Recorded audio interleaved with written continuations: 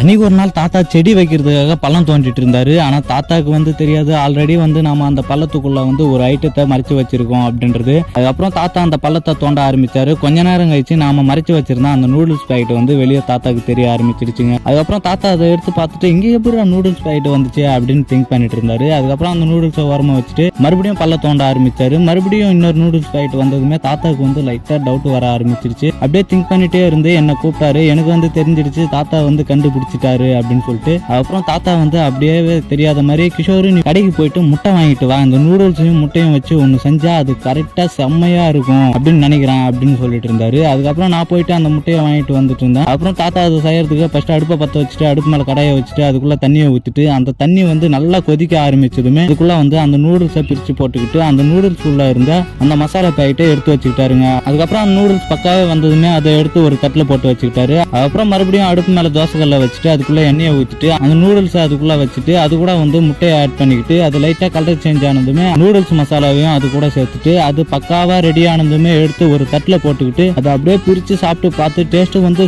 செம்மையா இருக்குடா, நீயும் சாப்பிட்டு பாரு அப்படின்னு சொல்லிட்டு இருந்தாரு. நானும் சாப்பிட்டு பார்த்தேன். டேஸ்ட் வந்து கொஞ்சம் டிஃப்ரெண்டா ரொம்பவே நல்லா இருந்துச்சுங்க.